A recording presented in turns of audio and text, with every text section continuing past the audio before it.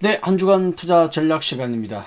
자, 지난주에도 뭐 글로벌 증시, 특히 우리 증시는 역대급이죠. 뭐 어느 방향이야 따라서 또 어떤 성격이 다르겠지만은 우리 증시는 특히 지난주에 정말 어려운 한 주를 보냈습니다. 거의 패닉에 가까운 흐름을 보였는데, 자, 이번 주는 좀 트럼프 트레이드가 좀 소강 상태가 이미 지난주부터 들어왔기 때문에 한 주간 어떻게 우리가 시장을 봐야 될 것인가, 어떻게 대응해야 될 것인가, 자, 그 부분들을 중점적으로 다뤄보겠습니다.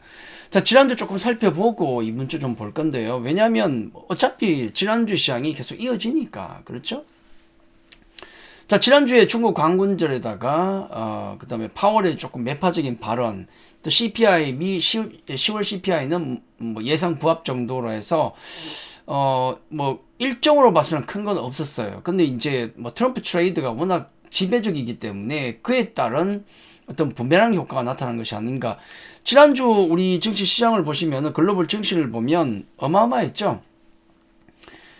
글로벌 증시에서 가장 안 좋았던 쪽 대부분 다 급락인데 뭐 저기 중국, 대만 3%씩 빠졌고 미국 나스닥이 급률 많이 빠져가지고 3%, 그다음에 S&P 500 2%, 다우가 뭐 1% 선방은 했지만 지난주에 필라델피아 반도체 지수가 무려 8% 급락이 나왔다는 점.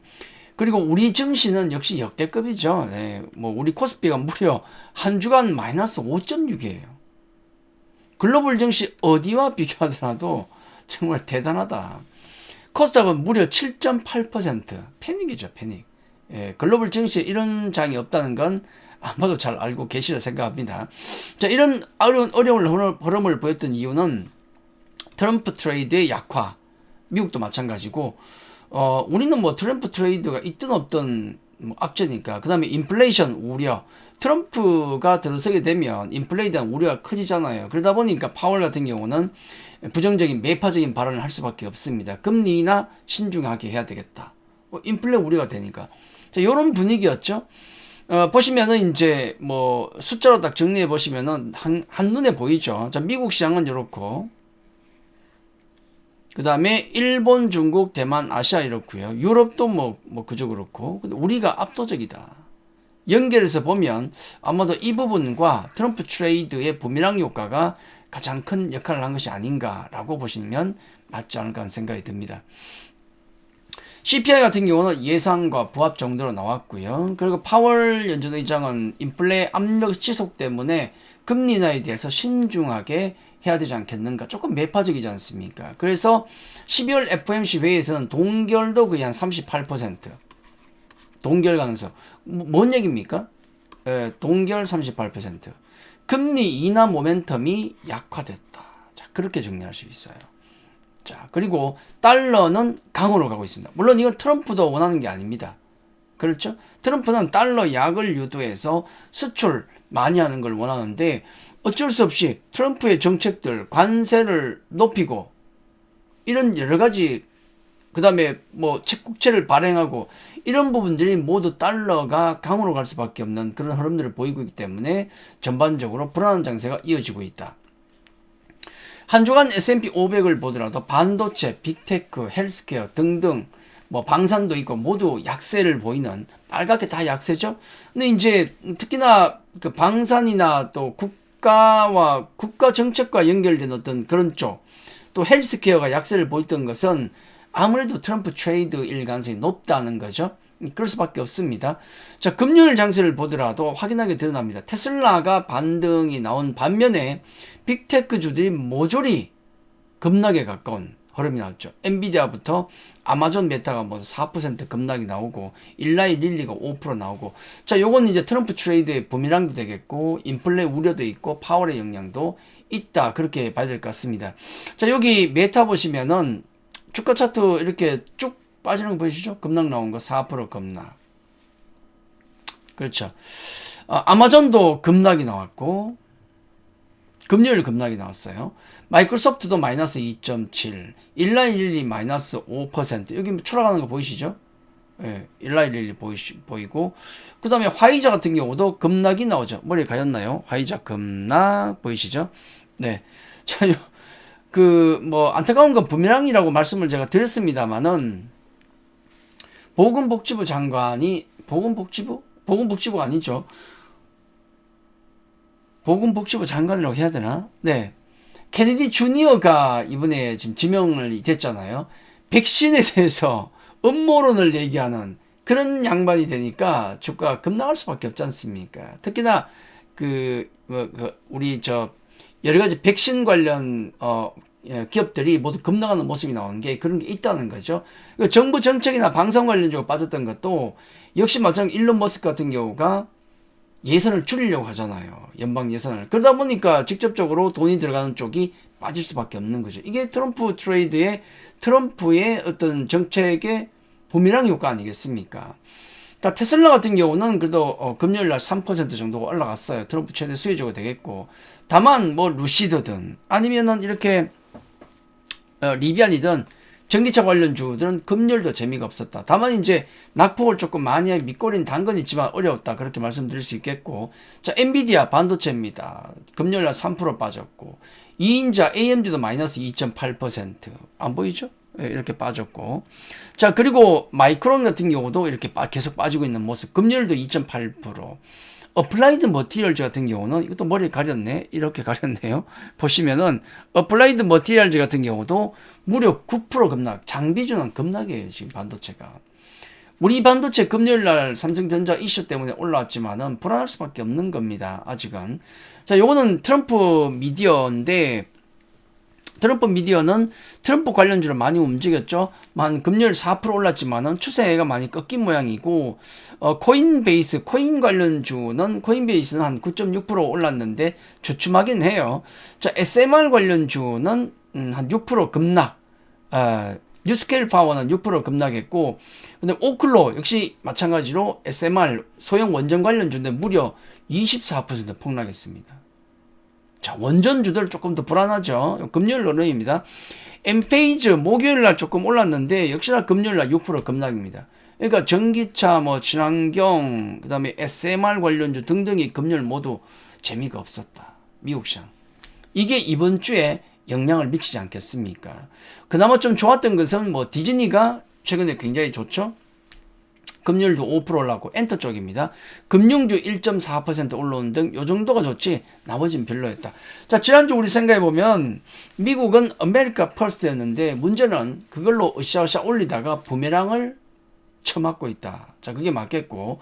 자, 우리 국내 증시는요 그렇습니다. 지금 민생과 경제를 논할 틈이 없다. 네.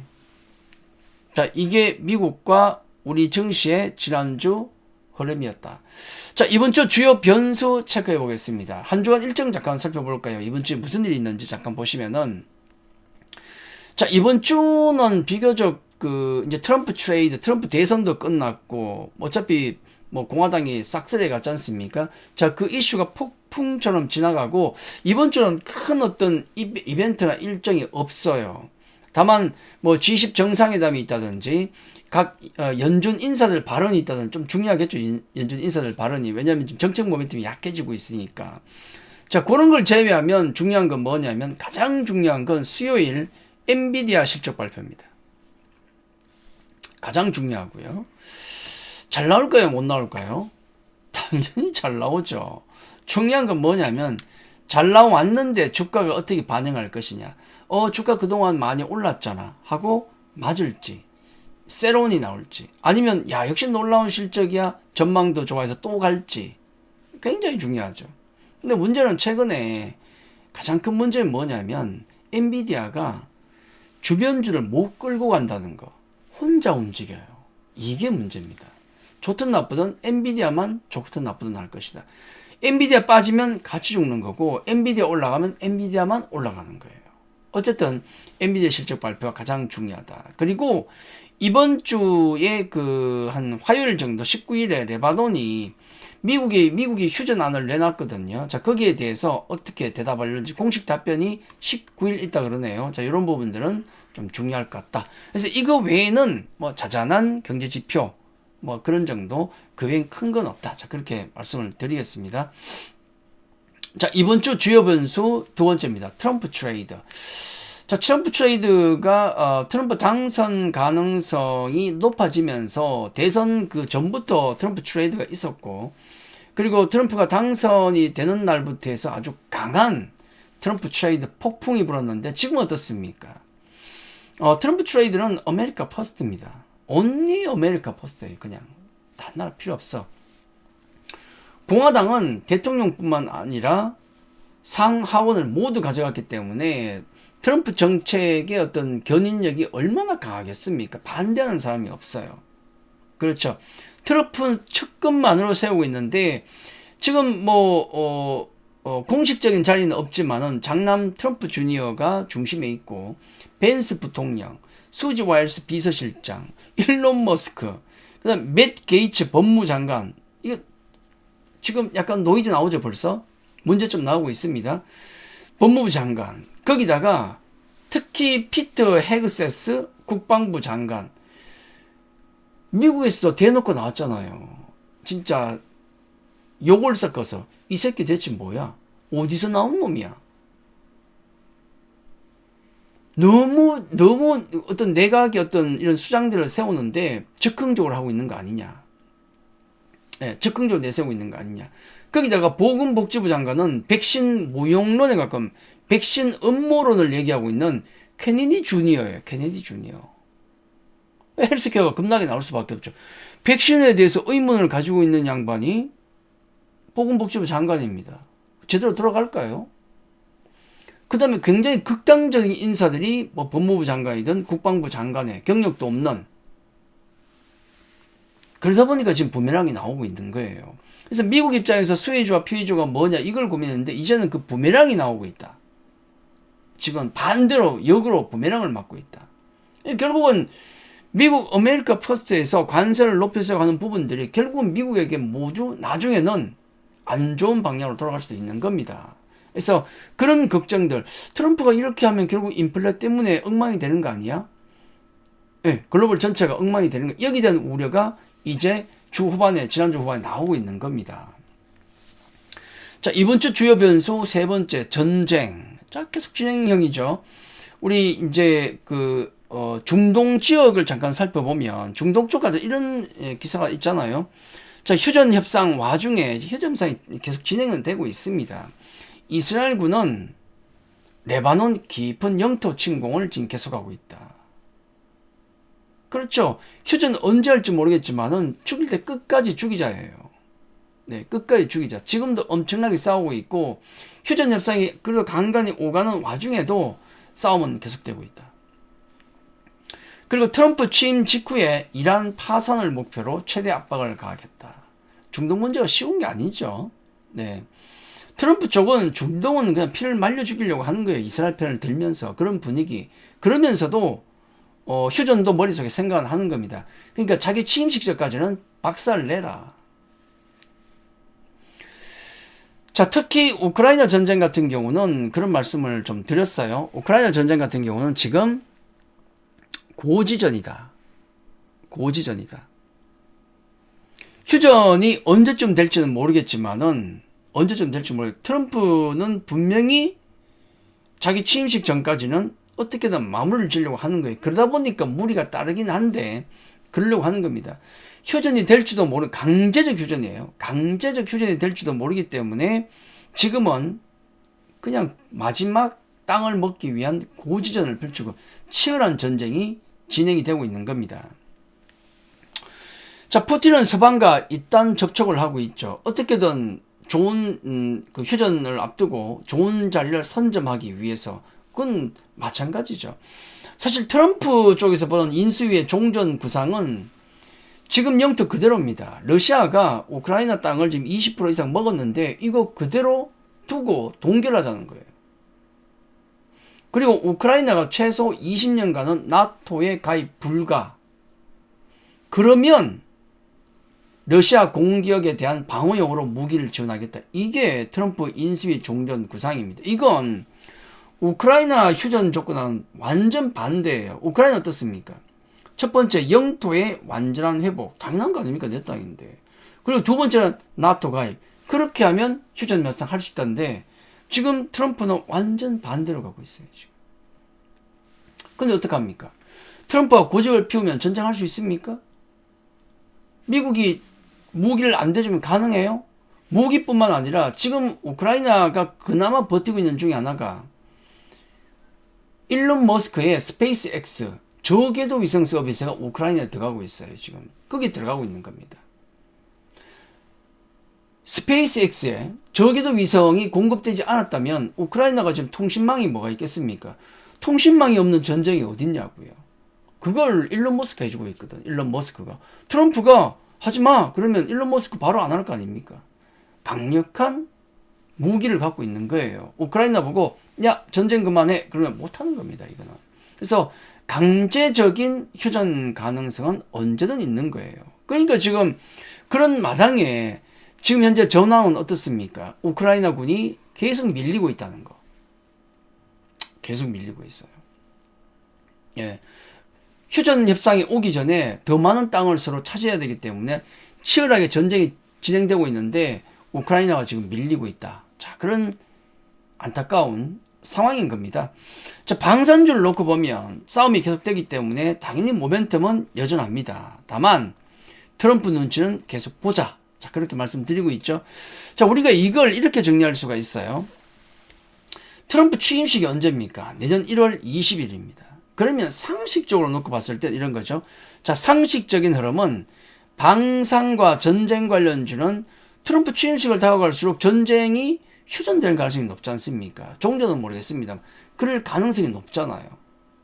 그죠? 그럼 방산 전쟁주는 트럼프 취임식이 다가갈수록 모멘텀이 약화될 가능성이 높죠. 반대로 트럼프 취임식이 다가올수록 휴전의 가능성이 높아지기 때문에 재건주 분위기는 좀 좋아질 가능성이 있겠죠. 금요일날 재건주 많이 움직였죠. 이런 느낌이 있습니다. 근데 문제는 뭐냐면 이거는 상식적인 흐름이에요. 상식적인 흐름. 상식적으로 분명히 이렇게 될 겁니다. 근데 잘 봐야 돼요.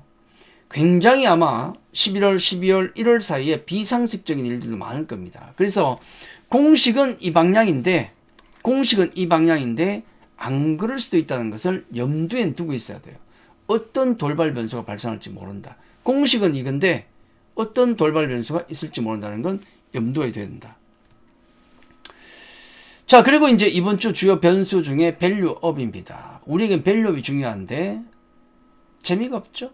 자, 금투세 폐지 놓고도 내우 외환이다. 야 사당과 시민사회가 폐지 반대 간담회를 하고 있다. 자, 이런 거 하나까지도 제대로 똑부러지게 못하고 있다는 거예요. 그리고 더 중요한 거, 이사 총실 의무 확대. 굉장히 이거 중요하죠. 이건 또 야당에서 밀고 있는데, 뭐 기업 소송 남발 우려. 자, 이런 얘기로 또 가로막고 있습니다.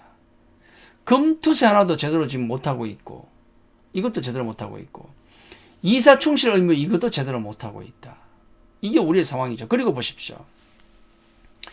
고려 아연 최근에 돌아가는 상황을 보면 일반 주주가 안중에 있습니까? 여기에 무슨 밸류업이 있습니까? 그죠? 자, 거기다가 이수페타시스가 최근에 폭락을 했죠. 왜 폭락을 했어요? 엔비디아 관련주인데 대규모 유상증자, 말도 안 되는 대규모 유상증자를 발표하면서 박살나고 여기에 무슨 밸류업이 있습니까? 자, 그러면 삼성전자는 금요일날 왜 급등이 나왔어요? 막 장중 8%까지 플러스 7%로 끝났죠? 7% 끝났습니다. 근데 도대체 우리가 되돌아보면 왜 금요일 삼성전자가 폭등을 했을까? 왜 있을까요? 낙폭과대? 그걸로 이해가 됩니까? 그죠? 호재가 있었어요? 없었잖아요. 근데 장 끝나고 나니까 10조 원의 자사주 매입을 발표했습니다. 야, 잘했지. 이게 밸류업이지.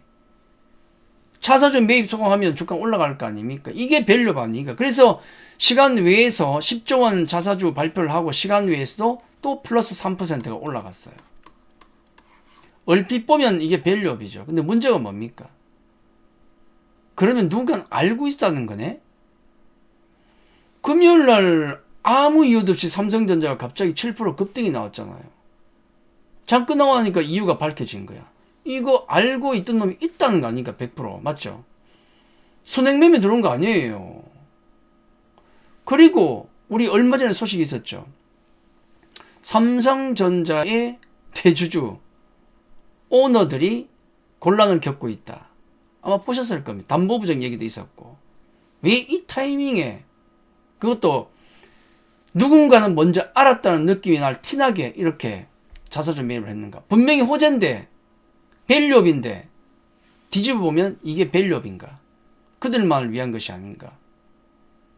금리를 7%를 의심할 수밖에 없는 상황이에요. 순수하게 볼 수가 없습니다. 여기에 무슨 밸류업이 있는가. 그렇다는 얘기입니다. 자, 이번 주 주요 변수 외국인 수급입니다. 자, 외국인은 2022년부터 2024년 올해 7월까지 열심히 매수했다가 지금 팔고 있는 어떤 형국을 보이고 있고, 거기다 이제 고객여탁금, 개인 자금인 고객여탁금이 지금 49조까지 최근에 내려갔다가 50조에서 왔다 갔다 하고 있어요. 외국인도 안 사고 개인도 관심이 없다. 52조 정도의 고객여탁금입니다. 그러다 보니까 시장은 한정된 자금 속에서 집중 투자를 할 수밖에 없는 상황이다. 분산 투자는 의미가 없잖아요. 그죠? 어느 특정 섹터만 움직이고 있다는 거. 근데 뭘 사야 될지 모르는 어떤 시장입니다. 이번 주 주요 변수 중에 메인 섹터의 흐름을 잠깐 놓고 보시면은 반도체, 2차전지, 바이오죠. 지수를 이끌고 있는 세 가지 변수를 놓고 보면, 자, SK 하이닉스도 외국인 매도가 나오고 있고, 삼성전자 자사주 매입했지만은 그 의도는 좋은데 그 뒤를 보면 마음에 안 든다.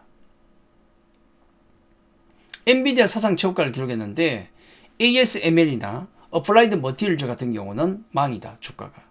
트럼프 2기 집권도 반도체 관련에게 약간 뭔가 걸림돌이 이렇게 생긴 그런 모양이 나오고 있지 않습니까? 자, 이런 걸 보면 반도체 섹터 삼성전자가 급등이 나오면서 해서 기술적 반등은 나올 수 있는데 그냥 기술적 반등만 가능한 수준으로 놓고 보는 게 맞다는 거죠. 삼성전자가 펀더멘탈 보면서 올라간 게 아니지 않습니까? 그것도 금요일 올라간 걸 보면 참 안타까운. 결국 그런 공시 하나도 관리를 못하는 회사가 무슨 밸류업이 있고 뭐가 있겠습니까? 이미 다 새버렸잖아요. 도대체 금요일 날 왜 그래 급등이 나왔던가? 알고 보니까 시장 끝나고 나니까 공시가 딱 나온 거야. 얼마나 안심합니까? 자, 2차전지입니다. 2차전지는 주요 자리 돌파나 이탈이냐 이걸 놓고 판단을 해야 된다. 이슈에 따른 라고 말씀을 드렸는데 이렇습니다. 자, LG 엔솔의 자리는 이래요. 4단계로 나눠가지고, 자, 이 윗부분은 돌격 앞으로, 자, 이 부분은 안정권, 그 밑단은 불안 영역, 그 아래쪽으로 내려가면 적극 회피해야 될 자리입니다. 이거 대장주인 LG 에너지 솔루션의 모습을 놓고 봤을 때 지금 어떻습니까? 이 자리는 돌격 앞으로, 여기는 안정권, 자, 그 아래로 내려가면 불안 영역입니다. 이쪽은 적극 회피해야죠. 지금 어디입니까? 불안 영역을 그쪽으로 영역을 내려꽂고 있어요. 지금 요게 지금 현재 위치입니다. 불안 영역에 머리를 내밀고 있는 단계입니다. 감안하고 대응을 하셔야 돼요. 물론 이 얘기도 있습니다. 자, 미국의 이제 전기차 관련 50여 개 기업 연합단체가 성명을 발표했는데 전기차 보조금 폐지하면 안 된다고 촉구를 하고 있습니다. 근데 뭐 촉구한다고 됩니까? 트럼프가 가만히 있겠어요? 자, 일자리 창출에 중요하고 중국과의 경쟁에 있어서도 이건 보조금 폐지하면 안 된다 얘기하는데 과연 먹힐지 모르겠습니다. 다만 이제 2차 전지와 관련해서 그나마 긍정적인 게 뭐겠습니까? 가장 센 것은 이미 나왔다는 거. 그나마입니다. 제일 센 게 나왔잖아요. 보조금 안 주겠어라고 얘기했잖아요. 지난주에. 그죠? 가장 센 게 나온 자리입니다. 그래서 2차 전지도 기술적 반등 정도가 가능한 그 정도가 아닐까. 자, 그렇게 말씀을 좀 드리고 그것만 가능하다는 거예요. 자, 바이오는 유한양행과 삼바 주가가 중요하다고 말씀드렸는데 삼바 이미 무너진 자리입니다. 삼성 바이오로직스. 유한양행 이렇게 무너졌어요. 자, 그렇게 보면 바이오주 같은 경우도 각자 도생이다. 바이오도 불안한 영역에 들어갔는데 다만 종목별로는 움직일 수는 있다. 전체 바이오는 별로다. 그래서 반도체, 2차전지, 바이오, 지수를 이끄는 섹터들은 모두 안 좋아요. 자, 그런 상황에서 이 미국 대선과 관련된 미국 대선과 관련된 이런 트럼프 트레이드를 생각한다면 지금은 트럼프 트레이드 같은 경우는 약화될 수밖에 없는 겁니다. 단기적으로 몰아붙이다가 약화가 되고 있는데 그러면 어느 쪽을 봐야 될 것인가? 이번 주 얘기하는 거예요. 자, 피해주들이 기술적 반등이 가능할 수 있다. 말 그대로 기술적 반등입니다. 그리고 중립 섹터, 트럼프 수혜주 피해주 난 그런 건 모르겠다. 자, 이런 섹터 종목, 중립 섹터와 테마 종목이 아무래도 관심을 가질 것이다. 제가 많이 강조드렸던 엔터, 괜찮게 움직이고 있죠. 금요일도 급등이 나왔어요. 엔터, 얘는 아무 상관이 없거든. 그렇죠. 그리고 정치 테마주, 금요일날 이슈 있잖아요. 자, 이런 부분들은 정치 테마주가 움직이는데 이거는 테마를 즐기시는 분들은 하시고 관심 없으신 분들은 안 하셔도 돼요. 안 하는 게 좋습니다, 사실은. 근데 이런 종목들이 움직일 수 있을 정도로 장의 분위기가 안 좋다는 걸 말씀드리는 겁니다. 자, 이렇게 말씀드리고, 그리고 마지막으로 11월 넷째 주 체크 포인트입니다. 자, 이번 주에 우리가 체크해야 될 부분은 이 부분이죠. 자, 모멘텀 소진시 틈새 섹터가 어디에 나올 것인가? 요건 모멘텀은 트럼프 트레이드의 모멘텀이 소진됐을 때 틈새 섹터가 어디서 나오는가? 어디가 이게 대단히 중요하죠. 그리고 한미 증시가 디커플링 가능성이 있는가? 우리 트럼프 트레이드 나오면서 미국은 신났지 않습니까? 미국은 트럼프 수혜주가 많아요. 그죠? 피해주는 적습니다. 이렇게. 우리는 어떻습니까? 반대예요. 우리는 트럼프 트레이드 피해주가 많다. 대부분 다 수출주니까. 오히려 수혜주가 우린 적습니다. 자, 그러면 이 모멘텀이 사라졌을 때 우리 증시는 과연 반대로 디커플링이 가능할 것인가? 쉽지 않을 것 같죠. 우리 장은 좋은 건 따라가는데, 좋은 건 안 따라가는데 나쁜 걸 따라가지 않습니까? 그래서 모르겠지만은 중요한 건 뭐다? 네, 디커플링 가능성이 나오는가, 있는가, 디커플링이 되는가 안 되는가를 체크하는 게 이번 주 중요하다. 자, 그보다 더 중요한 것은 모멘텀 소진 때 과연 어느 섹터가 틈새 섹터로 올라올 것인가, 여기에 집중하는 게 가장 중요하다. 자, 시장 상황 굉장히 어렵습니다. 이번 주도 절대 쉽지는 않을 겁니다. 그렇죠? 자, 그렇게 생각한다 그러면은 너무 시장에 대해서 길게 볼 때 우리가 PR이 한 8배밖에 안 되기 때문에 중장기적으로 볼 때 롱텀 투자자들은 인내를 가지고 기다려야 되겠지만은 단기적으로 하시는 분들에게는 절대 좋을 수가 없는 장이죠. 그렇습니다. 그렇기 때문에 틈새 섹터 정도만 공략하는 그런 가벼운 마인드로 접근하는 게 좋지 않을까.